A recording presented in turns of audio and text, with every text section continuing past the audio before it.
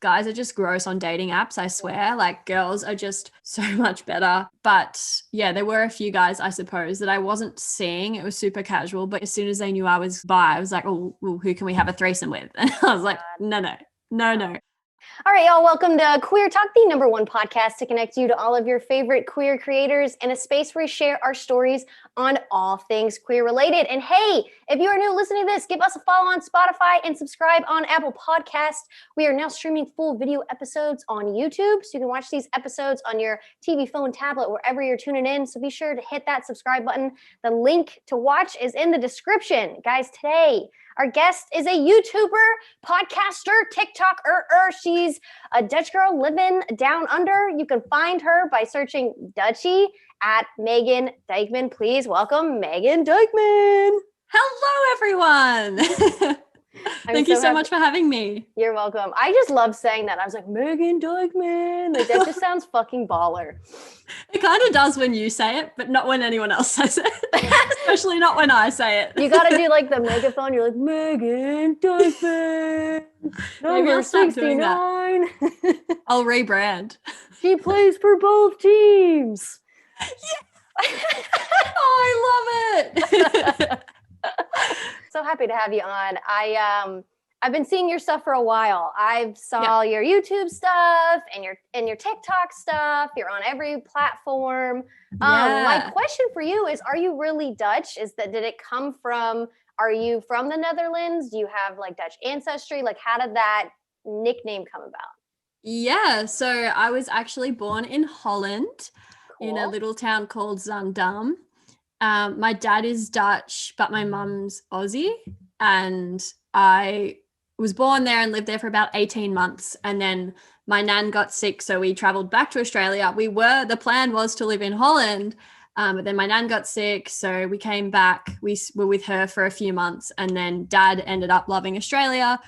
So he moved his entire life over here with us. And then, I've lived here ever since. But I just thought I wanted a short, sharp name for my channel. Yeah. And Megan Dykeman, first of all, no one else was going to be able to say it other than me and you, apparently. Yeah. No one could ever pronounce my last name. So I was like, no, that's too hard. What's something else I can use? And then I just came up with Dutchie. So That's awesome. That's awesome. Yeah, it's definitely catchy. I mean, I knew who you were when you had messaged me about the podcast, and I was like, yeah, I remember you. I've seen you on YouTube. Awesome. So yeah, it was definitely a good choice. But it was funny because when you said, I thought that you lived in the Netherlands because of that. And I was when I fucked up the whole time zones multiple times with trying to get you on here. Yeah. I was like, okay, so she's Dutch. She's living in Australia. There's different parts of Australia. Where's the time zone there? There's different. Yeah. It was funny. But that's cool. I have never been to Australia. I've been to New Zealand. Mm-hmm. And it's not that your guys' accents are similar, but like I can tell the difference between a Kiwi accent and an Aussie accent a little bit. There's a subtle difference. There is a difference. But when I've been overseas before, I've been mistaken for British or New Zealand because I think for some reason we sound similar. But I much prefer a New Zealand accent. I don't like my accent. Why don't you like your accent? I don't know. I get compliments on it all the time. And I think majority from American people just love my accent. They seriously always are like, I love your accent. I'm like, why? Like, what is it? I don't understand. I don't know either. I mean, I've always been one for an accent because I think it's like foreign, right? Because it's different. It's different. And so... And I think that it's not all accents though. Like I've heard like people who have like German accents, it's like harsh. So it's not as like fluid. I feel like Australian accents, British accents, New Zealand accents, and then you have like certain types of Latin dialects, Spanish dialects. Like they're very fluid and they can be like more, with romantic and stuff like that. Yeah. So they're not as harsh. I think that's why people like them because they're just... because American accents can be more harsh, I feel like. Yeah. That's just my general, just from like traveling and things like that. That's just what I get. But like, it's funny is like when I travel, because I'm from the Midwest and nobody fucking knows where Ohio is, they all think that I'm Californian, from Florida, or I'm from New York.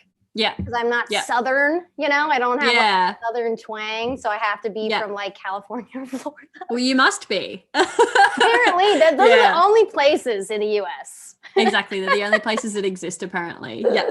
Yeah. Which I'm like, really, Florida? I'm Florida woman now? Like, I'd Yeah. rather be Cali girl than Florida woman, to be completely honest. Not to shit on Florida, but I'm shitting on Florida. Yeah. Sorry to all my listeners who live in Florida. I do like Florida, like most parts of Florida. But no, that's super cool though.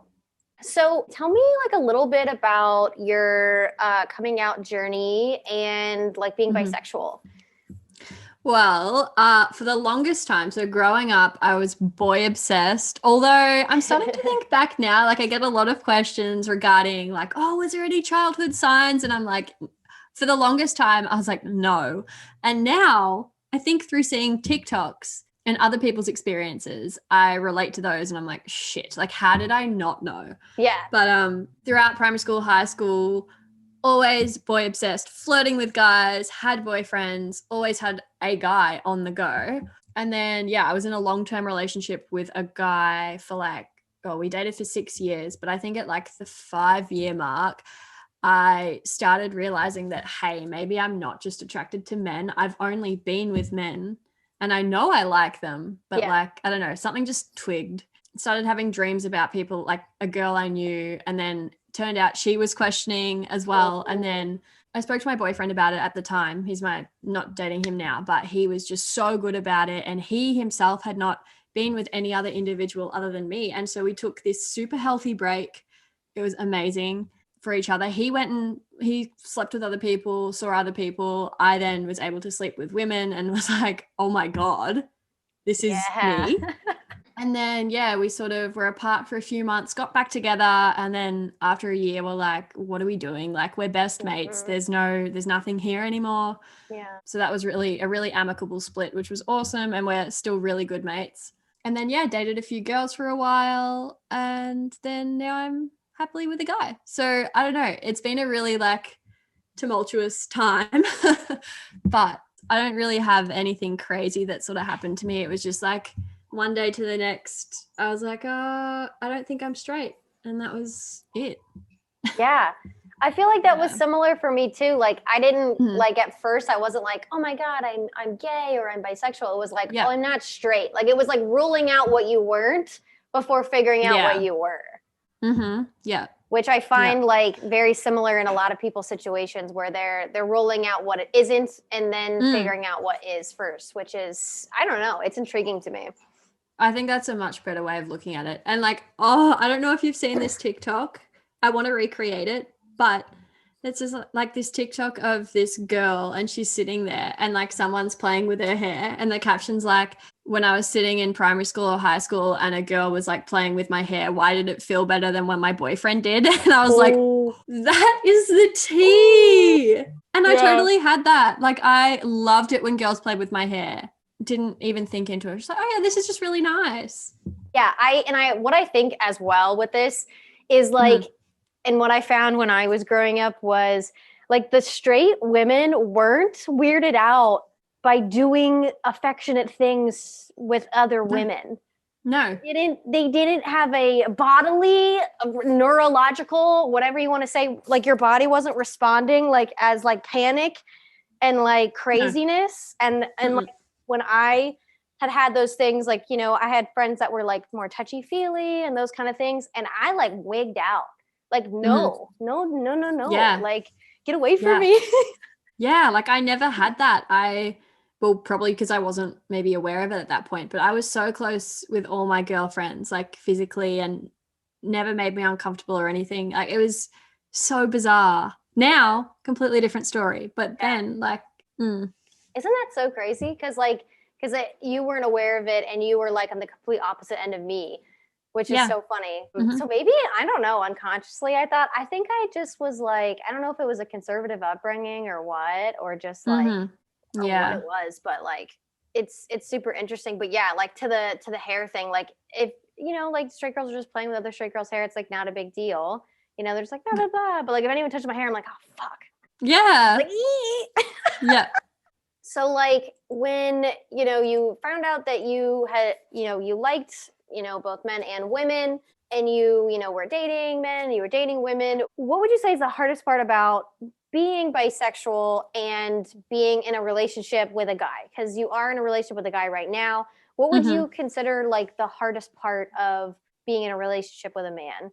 I think it's other people's perception of it. It was one of those things where when we started talking, the fact that I was bi came up. It wasn't the first thing I said, but it came up, and it was sort of like oh yeah, so what? Like not in that way. Like he's totally supportive of it, but it wasn't. There was no like jealousy or like anything for him to be like, oh well, like if you're attracted to girls too, then he's just so supportive. That's awesome. So that was great. So there was never any issue in terms of that, but it's how other people perceive, I guess, me and my sexuality then, because for the longest time, like a lot of my content is being bisexual and bisexual struggles and coming out and all those sorts of things. And like, I do get questions time to time, like, oh, I thought she was bi or I thought she was gay. And it's like, well, no, I mean, I am bi and I've been bi the whole time, but who I date doesn't, like, I don't just turn straight because I'm dating a guy or gay because I'm dating a girl. If I'm dating a girl, I'm bi too. And I think that's the most annoying thing. But other than that, there's nothing else that I really struggle with in terms of differences or anything. When you were dating, like before you met this awesome guy, like were you kind of worried what the reaction would be? Like if they would do the whole like, oh my God, that's so cool. Like thinking that it somehow like would include them and like those stereotypes. I feel like I would be super afraid if I were bisexual to like really invest in someone and really hope that they were woke enough to realize it wasn't about them. Yeah, no. I think I definitely did have that thought when I like, because after being in a long-term relationship for so long with someone that was so like I was so comfortable with and knew about my entire coming out journey, like it was scary. A few of the guys are just gross on dating apps, I swear. Like girls are just so much better. And girls definitely cared less, which was surprising because I know there are some girls within the LGBTQ plus community that won't go nearby girls. And it's just like, hang on a minute. Yeah. But there were a few guys, I suppose, that I wasn't seeing. It was super casual. But well, like as soon as they knew I was bi, I was like, oh, well, who can we have a threesome with? And I was like, no. But people that I've actually dated properly and seen a few times, and my current boyfriend, no issues there whatsoever. That is so awesome. Honest to God. It is. That would have been my number one thing. And at one point, like I did identify as bi, queer. I was kind of in between those labels because I didn't really know. It was like the time where I was like, okay, I'm not straight, but like, oh shit, like lesbian's a whole term. Like it is, and it has a lot of, things associated with it that aren't exactly good and super all this political stuff. And I wasn't at that point where I was able to identify myself because it felt like it was an identity all on its own. You know what I mean? Like, they just seemed like, and queer just seemed like, oh yeah, like I'm a person and I happen to be queer. But it's like, no, it's like, I am a lesbian is like so definitive. And I was not ready to deal with it. I really wasn't. I didn't consider myself one, even though I never thought that I would ever like sleep with a man again or date a man again or any of that. I was like, nah, I'm not a lesbian though. I had so many people ask me too, like random people at work and stuff like, do you consider yourself a lesbian? I was like, no. And they're like, but why? And I was like, oh, well, and blah, blah, blah, and all this and queer and it's a big thing. And I like went on and on about it because like at the core, I had so many biases with it. But, and so I was like, okay, like, I'll say that I'm queer. And my parents were like, we don't know what that means. And it also seems derogatory because that's where they came from. So they're like, well, we're not going to use that. And I was like, well, that's not really up to you, but you can just say that I'm bi. And so like they were like, we can't tell your grandparents that you're queer because that sounds bad. So I'm like, well, just tell them that I'm bi because I didn't want to say the word lesbian because I'm like, well, bi is a little bit better than lesbian and a little more transient because so many people do use the term and then they realize that it's not find their real term. Which has some really bad connotations associated with it too because and we'll get into this because we have a really good listener submitted question about this, that it's like a transient phase that people Yeah. use to soften the blow of being Mm-hmm. gay or lesbian. And I think that Yeah. it is true, but it's also people stick with it. They don't go on to the other side. Yeah. And I think that sucks. And I think that, and you know what? I have a lot of thoughts on it, and we'll get to the listener submitted question because I have like a whole thing I could go on. But yeah, crazy stuff. So another thing that I wanted to ask you was like, what would you say is a struggle or struggles that bi people have that people who, let's say, identify as being strictly gay, strictly lesbian don't really have to deal with? Because I feel like it can go both ways.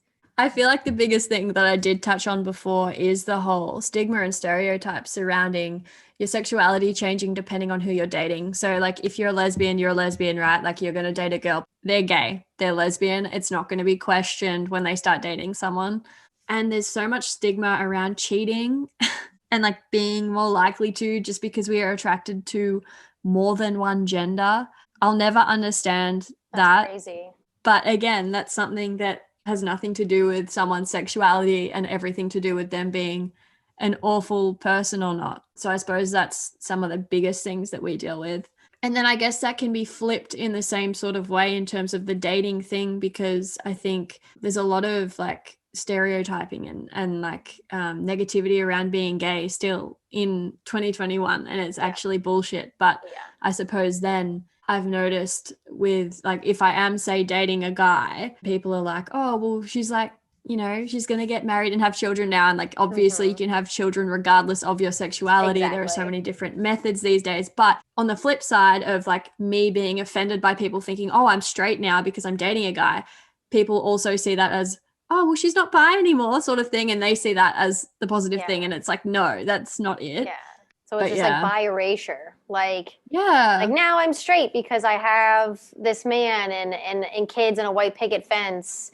Exactly. It appears that way, you know what I mean? And you yeah, don't even have to have kids is the other thing, you know what I mean? And I think people like to box people in, and it is hard when people, you know, identify as bi or identify as pan, and people don't understand it. They don't get it. They're like, what the fuck?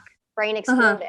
Exactly. Yeah. And it comes into like a lot, this is kind of a different topic, but about like being with someone and being able to have your own kid, I suppose, rather than adopting or through other methods. But that doesn't even make you like, there are women, heterosexual women out there who are struggling with issues that cannot conceive themselves. So that doesn't make you anything either, which is something that annoys me. But I think it's just another way to reduce women to being reproductive vessels. You know? 100%. And it becomes a feminist issue because it's like, oh, yeah, you can't have your own kids. It's like, there are heterosexual women that can't have their own kids. Exactly. Oh, there are men that can't have their own kids. There are men that, yes, like, exactly. Infertile men. It literally comes down to sexism and reducing us to our, you know, feminine qualities of like whatever that's supposed to be. And one of them is having your own kids and bearing children. Exactly. And stuff like that. And I say this like I'm icky by kids. I love kids and I want kids, but I hate the fact that people feel like they fucking should have them when they don't need to have them, or should be a certain way. A woman's supposed to be a certain way. Exactly. I just find that so interesting. And like, I definitely not want to like go completely back, but like when you were talking about like bi women having the stigma of like cheating or promiscuous behavior, like they're somehow more apt to do that because they have more option, which I think is like ridiculous. Like if you're going to cheat on your diet and eat ice cream, you're not going to buy 5 fucking things of ice cream. You're not going to let the whole team of Breyers fuck you. Yeah. And then it's like, okay, well, if you're going by that logic, what is a heterosexual man's excuse for cheating on their girlfriend or their wife? Because they're only attracted to one gender. Yep. Ugh. It makes me think of that TikTok. It makes me think of that TikTok when the guy's crying and he's like, oh my God, you have no fucking idea. My life is so fucking hard. Yeah.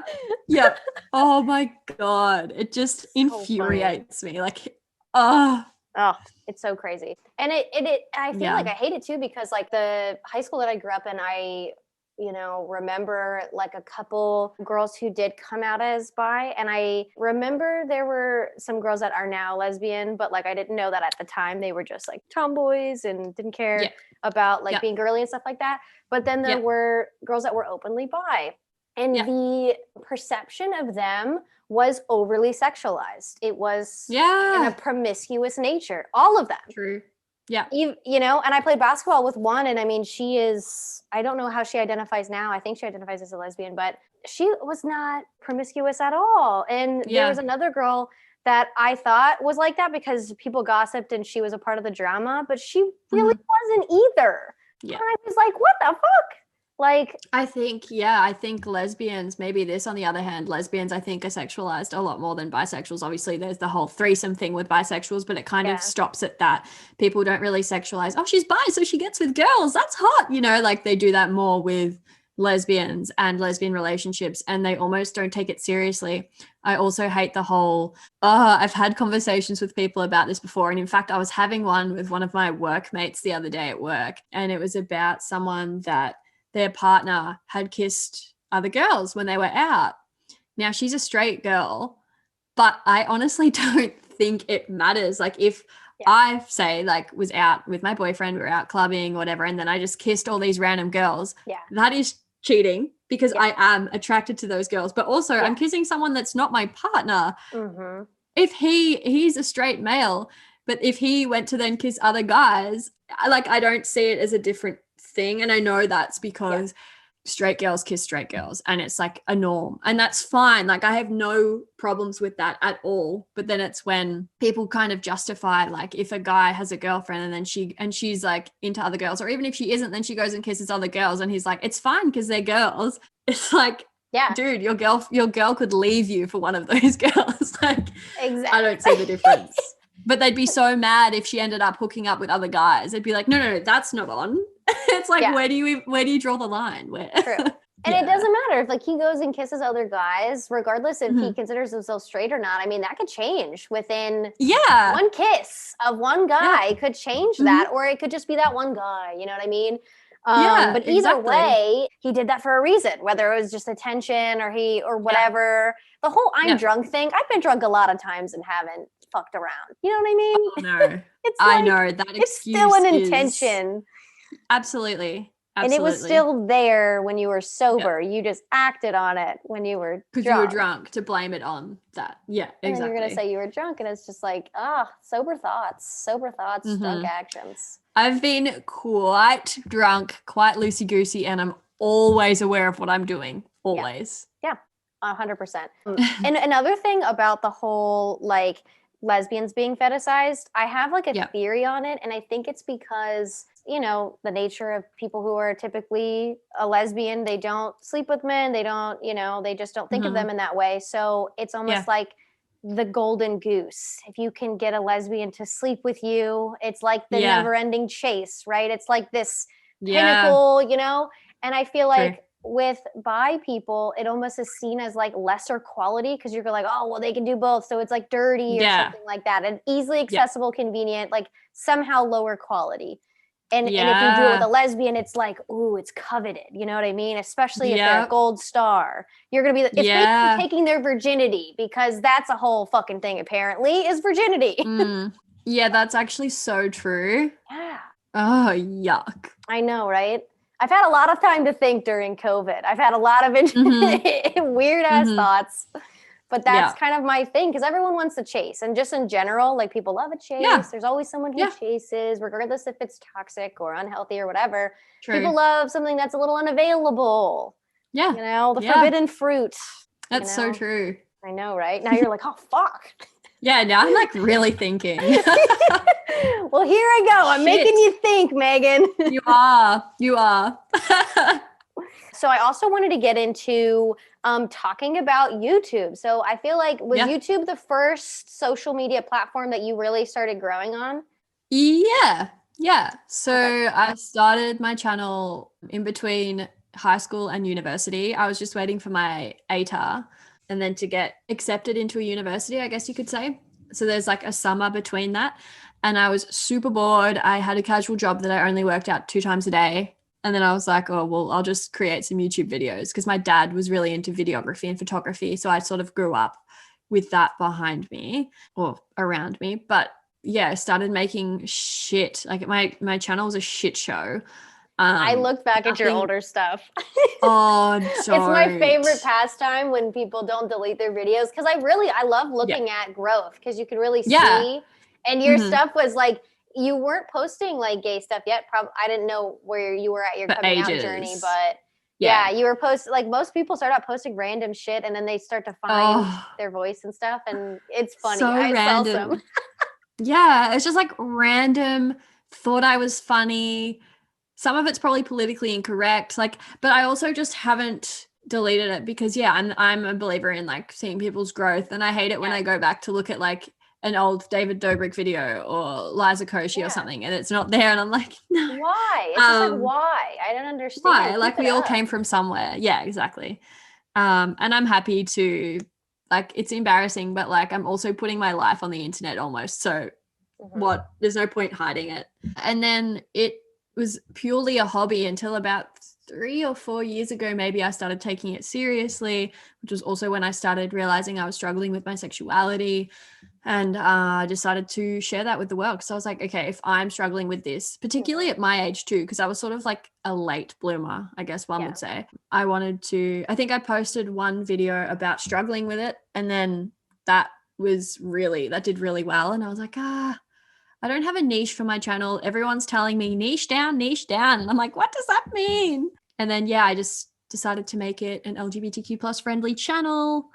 And then I actually started to gain money from it and started being approached by companies. And then I was like, okay, this is something I probably want to pursue. That's awesome. I really saw your videos pick up in the last like couple years. Yeah, they have your stuff. Yeah, which is super cool. And you're at 100K. Did that happen recently? You hitting 100K? November. It was in November. Way. So but I just got my plaque. That's awesome. Do you want to see it? Yeah, I saw it on your story, and so I didn't know because I checked. It's at 110K, so I'm like, I don't know how long she's been at that, but probably pretty recent. Yeah, that's such a like crazy accomplishment, you know? I know, it's so crazy. Like I never thought I would get 1,000 subscribers, let alone 100.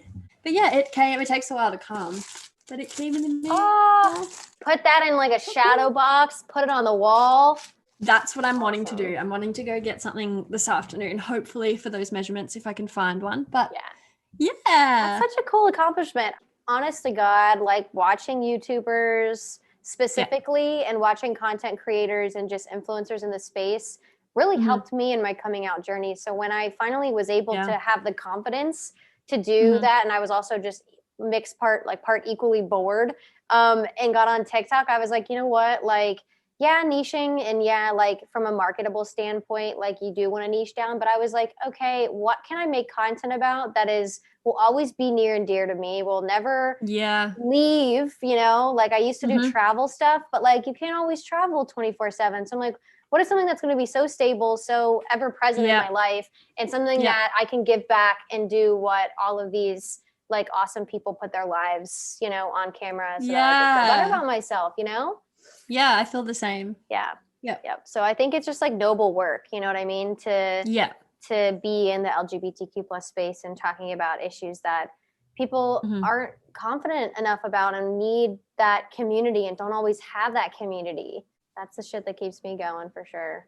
I think, and like before I started creating LGBT content, or maybe in the midst of it, I think it was right before though, I watched a lot of like Shannon Beveridge and Cami when they were still together. I watched all of their vlogs, was obsessed.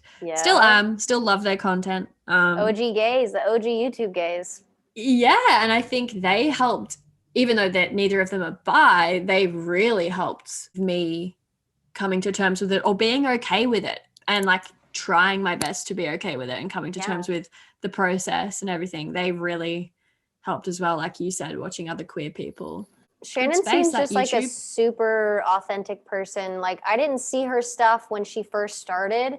What I had seen like little clips of her when she had done some film stuff, like her initial stuff.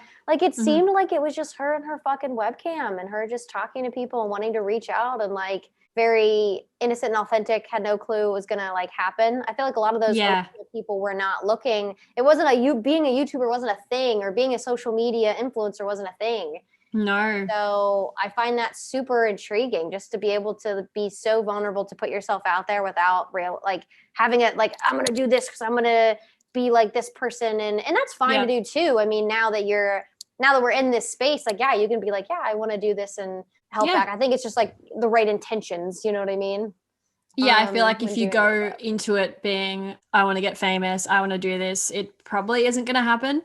I always did it for the pure, because obviously at the beginning I wasn't earning anywhere near enough to do it full time. I was just like, I'm helping others. If I can Yep. help at least one other person, I'm going to do it. Yep. And that's just luck and a lot of hard work, I suppose, that's gone into it now being like a full time job. So That's yeah. awesome. When did you go full time? Like, when did you really go, like, I'm going to do this full time, like, supplement my income, like, entrepreneur, boss ass Yeah. bitch shit? Well, funnily enough, I still have a casual job at a clothing store, but for the past couple of weeks, I've done like one shift a week, and that just helps with extra money for bills and stuff. But I have a little interview actually at 2, which is what I was telling you about, for a content creator job with this small company. They're Oh my just starting up, gosh. just because I want to get more experience in that. Like I have a wealth of knowledge already from my own, but I also want to put it into practice, and it's only part-time. So I feel like if I can double my income, I will.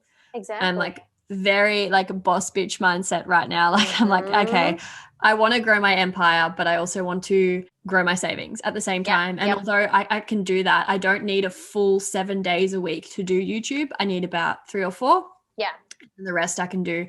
So, but I decided to go like full time, knowing like picking up brand collabs and having a management team about 2 years ago. Okay. I had a manager who was amazing for my first year. And then she actually got another job and didn't have enough Okay. time to manage me, which was fine because I was looking for a new management team as well.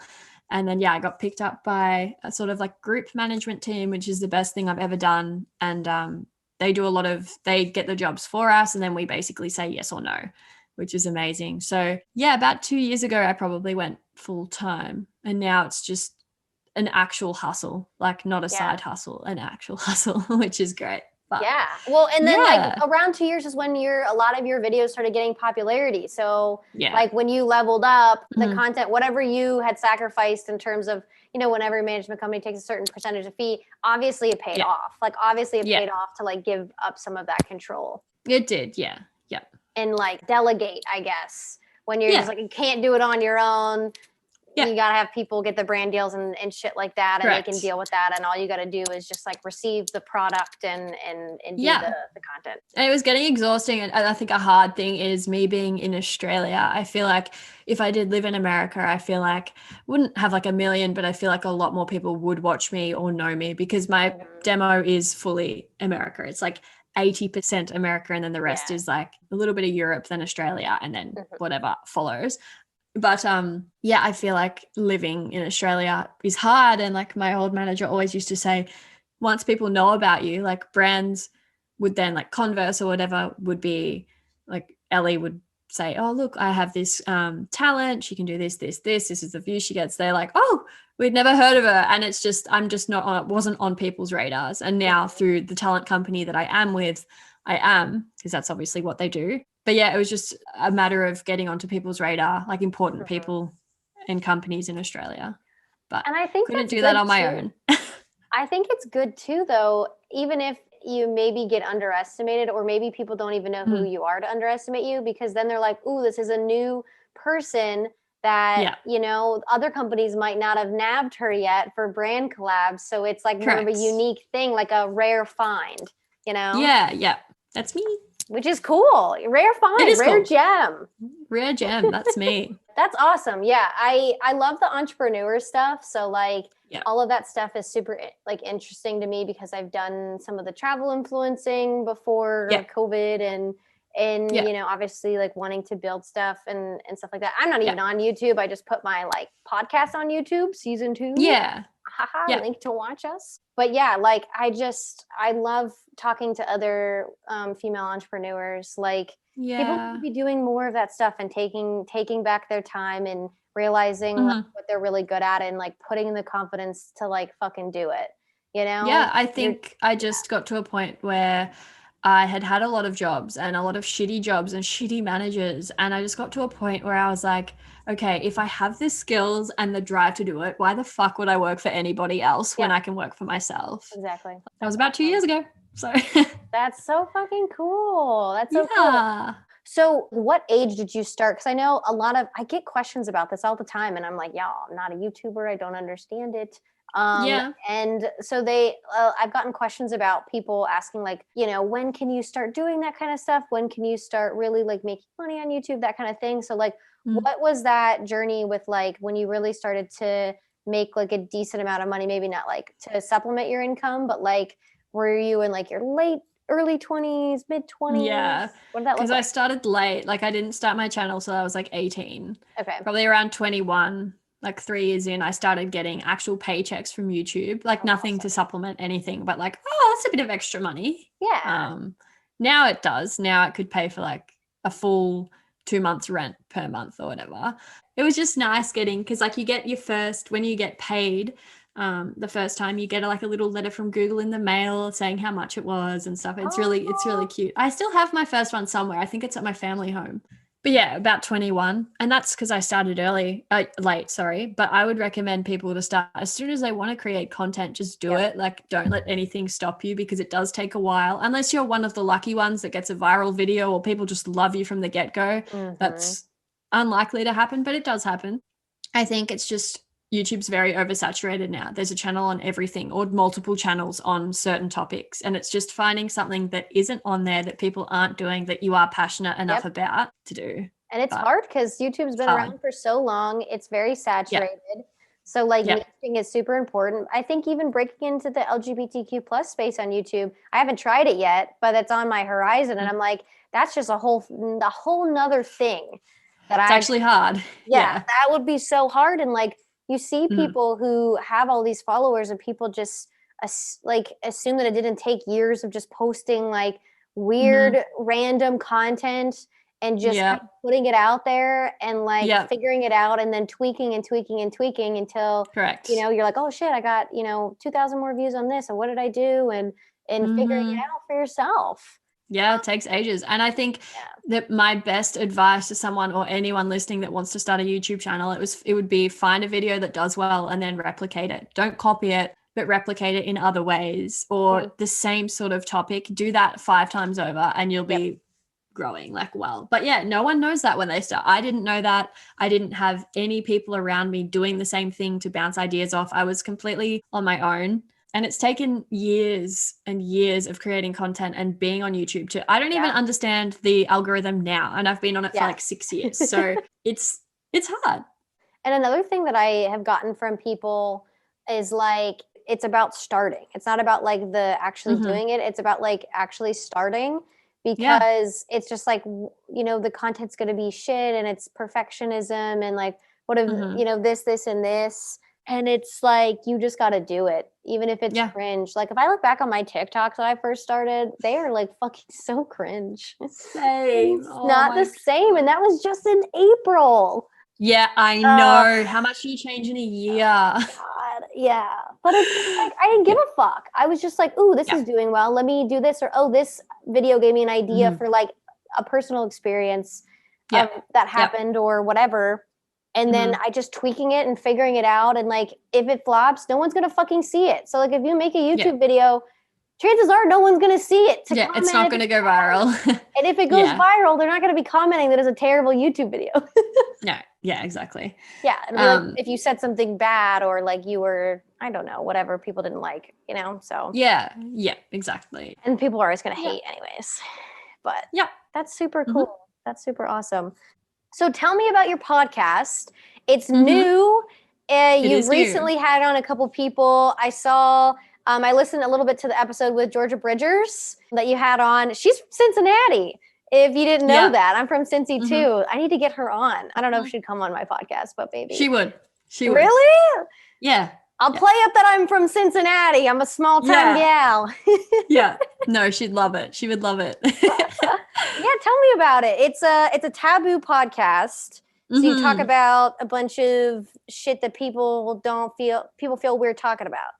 Yeah, so I've wanted a podcast for the longest time, and I was like, how can I manage that with YouTube, Instagram, TikTok, everything? And again, my partner really heavily influenced me on this. He's like, because he listens to podcasts all the time. He's like, why don't you start one? Like, podcasts are everything.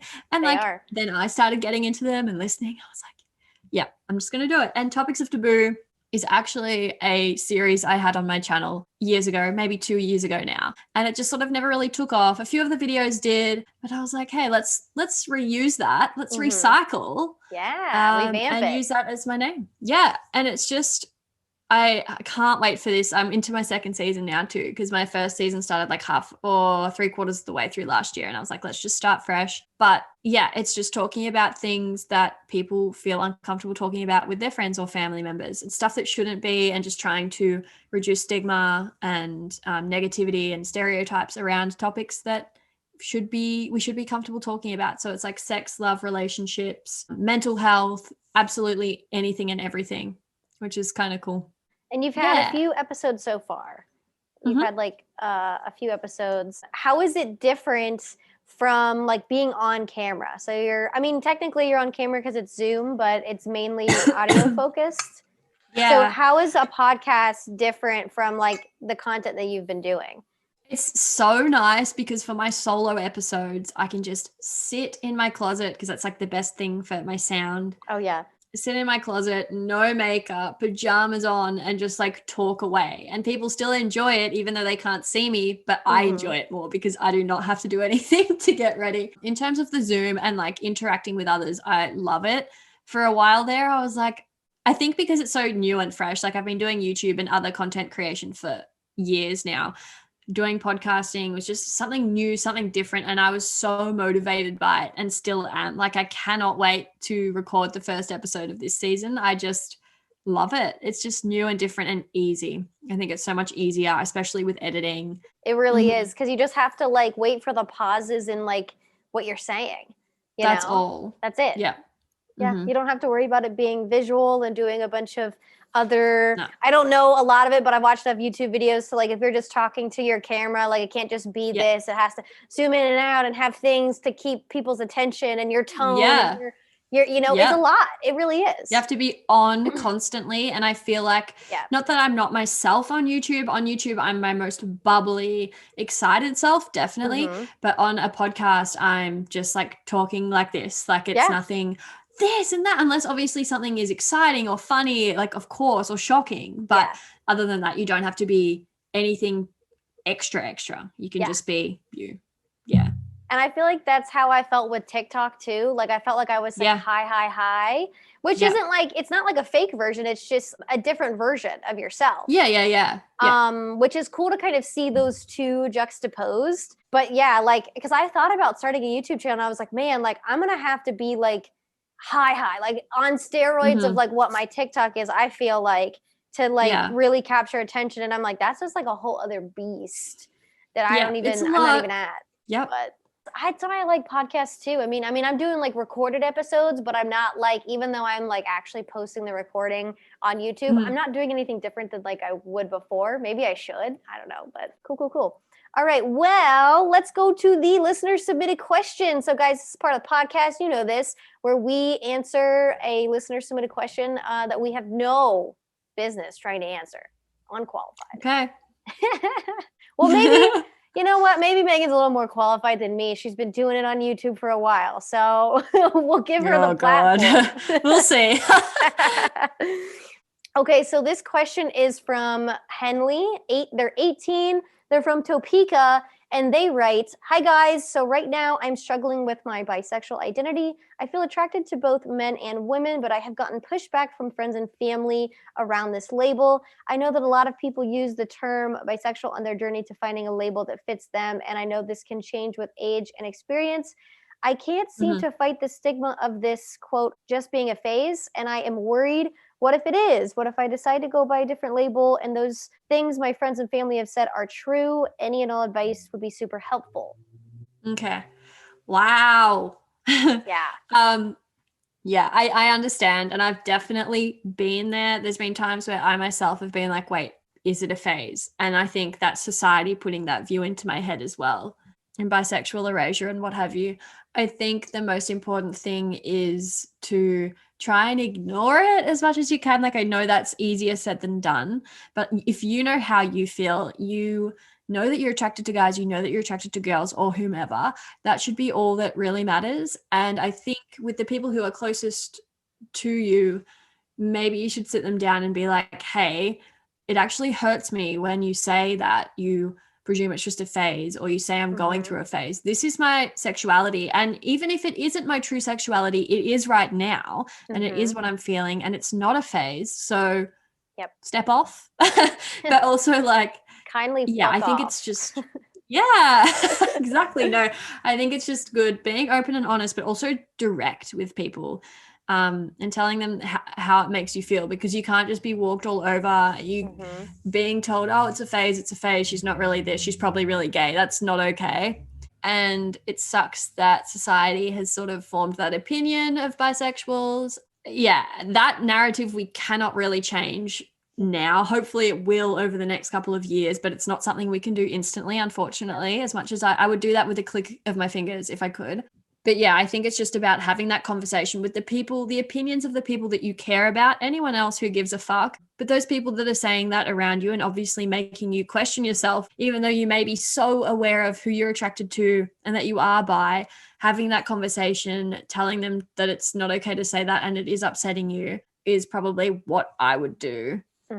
I'm not a psychologist, like I'm not any qualified, but that is, if I was struggling with that, that's what I would probably do.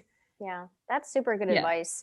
And especially like with parents, I feel like it's often hard for parents to get back to when they were young, and things were so transient and intense and ever changing and dynamic as it is when you're growing up and your brain isn't fully formed yet. And it's almost just like, you'll grow out of it. You'll this, you know, because we do grow out of some things and we do grow and change and become more consistent technically as you age. And I think sometimes it's hard for parents to accept those things. And also, I think it's hard for parents to accept things that they didn't realize were in the life plan. I feel like parents sometimes, and not in a bad way. Like, I mean, I guess some parents, you know, will vicariously live through their kids and push stuff onto their kids. But some parents just like, based on what you've said growing up, and that my parents did this too, like they had an imagined life for me because of things that I had said, you know? And kids do, like parents do that. They think of their kids when they're older and what they're going to be and that kind of thing. And when you don't fit the mold, it's almost like, oh my God, it's not what we expected. It's completely, you know, it must not be reality, or you must be, it must be a phase, or this is fleeting. And you'll, you know, this is fleeting, honey, you'll figure it out. And it's hard when your reality is not believed, you know, when you're invalidated and you're like, well, these are my parents, they've had more experience, so maybe they are right, maybe it is a phase. What the fuck? I don't know what the fuck to, you know, how can I believe myself? And I had such a hard time believing myself on so many fronts for so many years, you know. And that's such a good point. It can take some time to really figure that out. And it can also, you know, maybe just be that one friend that says, I believe you, that one friend that's like, I get it. Yeah. Sometimes that's all you need, like one person that hears you and doesn't judge you or try to change your mind on something. Like just listening is probably the best thing you can do. If you're a friend listening that might have another friend struggling with it, just don't try and change their mind. Don't tell them there's something they're not. Just accept it. I think that's a very good point in terms of parents. I think they don't mean to be, but it's kind of an egocentric view of, well, like my child, whoever it is going to grow up and get married and have children, marry this person or this person. And then, as soon as that narrative is changed by their child being a sexuality other than heterosexual, they start to freak out. And it's the same thing with when you first come out. Some parents freak out, don't accept it, try and change it, say it's a phase, say no, you're not, like all that stuff. And it's just sometimes for some parents a matter of time to come around and accept that. But that's actually so true. Yeah. what you said. Like they try and palm it off as being a phase because it's not what they want or not what they envisioned that their child would. Yeah. Yeah. Wow. Truth It's talk. crazy. I Mhm. remember I'll go off on a little bit of tangent here. Yeah. But I remember like when, because my parents they would ask my sister and I that stuff, like, Yeah. do you like this? Do you like this? And like, they based on our answers, I want this or I want to grow up and do this and I want to Mm. have a house. And like for me, like I wanted the traditional white picket fence and Yeah. husband and kids and I am still traditional in a lot of senses, but when I started growing up and like thinking about that being my future and thinking about like this guy who works and comes home to me and I have kids, Yeah. I felt so detached from it. And I thought I Yeah. felt detached from it because it was so far in the future. You know what I mean? I'm like Yes. 12. It's another 10 to 15 years before this will Mhm. happen. Yeah. I don't have to be thinking about it just yet. But like I never dreamt about I can't wait to get married. Oh, my wedding. Like I had so many friends Mhm. who had Pinterest wedding shit and I tried to Yeah. get into it and I just couldn't because the way Yeah. that I was envisioning my life was not my Mhm. life. I had this detachment from it. It wasn't until I came into my sexuality to where I really did start thinking about that stuff and Yeah. it was sunk in. Like it was like sunken in, like what do I want my wedding to be like? Like do I want it to be like Yeah. this or like this? Like those TikToks where it's like let me add a little bit of spice to this. I'm like, Spice to this. yes. Yeah. Yes, this is it. Literally. Yeah, I feel that. And I'll end it with this. You can change your labels. Just because Yeah. you could be bi during that specific time, Yes. be attracted to both, doesn't have to be Mhm. 50-50, and then you could realize later on through experience that Yeah. maybe you're not bi, maybe you're straight. Yep. Maybe you're not straight, maybe you're gay, like maybe you're pan. Yep. It is what it is, but like it's Mhm. valid in the moment. Like it's valid in the moment because that's Yes. what you thought. And it It's shouldn't be not questioned. just, yeah, and it shouldn't be Mm. questioned, and it's not just a pit stop. Yeah. It's a part of the journey, and some people stop Yeah. there, and some people go back, and some people go forward. Yeah. Time is an illusion. Yeah. I live by that. I love that. And I am trying to normalize that. And I think we should try and normalize that as a Yes. society as well. Coming out again. I filmed a video towards the end of last year about coming out again. And it wasn't me coming out again, but it was me talking about Brienne actually, and like making it okay to come out again and it not Yeah. being that, yeah, cool. It's a phase for some, but at the time they weren't, most of the time they're not using it as a phase. They're convincing themselves that they are bisexual to what they think is Yeah. bisexual. That is what they're experiencing. Just because they come out or realize later that, hey, maybe I'm not, it shouldn't be a negative thing. It should be, oh my God, like, so glad you finally found your true sexuality. Were you using that as a like beard? Like, no, not necessarily. Yeah. People genuinely think that they're bi and they use that term. There's absolutely, I think we do need to normalize coming out again. But yeah, there's just so much negativity and stress and anxiety surrounding coming out as a whole in general. No wonder coming out a second or third time seems impossible. I completely agree. And like these boxes should not be cemented in, they're not boxes at all.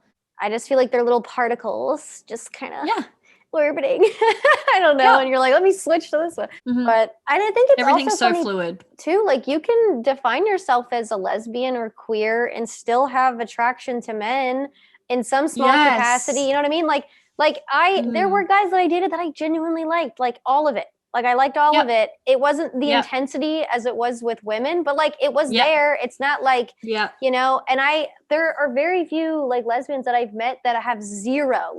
There's at least there's a little bit of hindrance or like one person. They're like John Stamos or like fucking, whatever.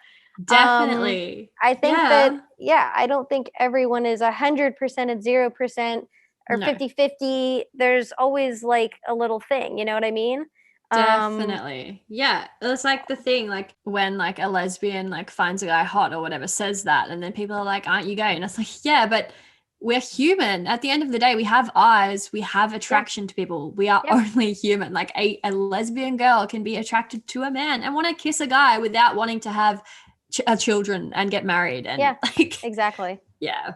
Exactly. Yeah. I literally sometimes I'll have sex dreams about men, really random, and I honestly chalk it up to like primal Yeah. stuff because it's legit. Yeah. Like it has nothing to do with relationships. There's no tension Yeah. building. It's like bam, we're fucking behind a roller coaster, and I Yeah. wake up. It's like there's Yeah. nothing else, Mhm. And and it I'm like, what happens. is Like, this? I know. Human. Seriously. But it's like but it's funny because when I wake up, that's not what I think about. Like when I'm consciously awake, I'm just like and I Yeah. immediately switch over to a woman, which is Mhm. so freaking weird. But it's Yeah. like it's funny though. It really is. It is. It is. That stuff, sexuality is so weird and funny. And like Yeah. I didn't realize that other lesbians had that since I watched, if you know who Ashley Perez is, she used to be a BuzzFeed person. Yeah. I love the BuzzFeed back in the day. And she had a podcast. They don't do it anymore, but it was called like Queer as Fiction or something like that. Okay. And she talked about that. Like, you know, there are a bunch of lesbians that still have that. And I have now experienced and talked to people who have that. And it's because at first I didn't think that that was a thing. And so I was like, oh, I can't be a lesbian because I like still have these proclivities. Yeah. No, you still can because you can do whatever the fuck you want.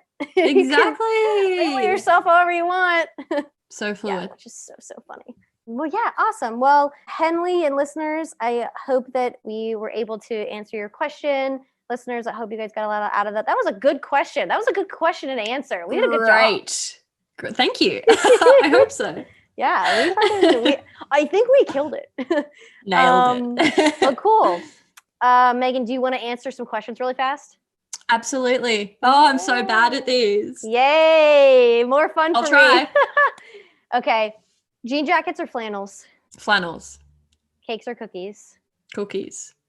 Are you the gay that squishes the bugs? Yes. King, princess, or Kaylani? Kingpin. Beanies or snapbacks? Beanies. Knew it. Giving presents or receiving presents? Giving. TP, toilet paper. Do you roll it over or do you roll it under? This is the most important fucking question. I'm just going to have to check. It's over. Am I the devil? I don't know. I don't know what's bad or good. Mine's under. Yeah, Mine's I feel like I under. normally have it under. I think my boyfriend did it like that, so we can blame him. I think I normally pull it like under.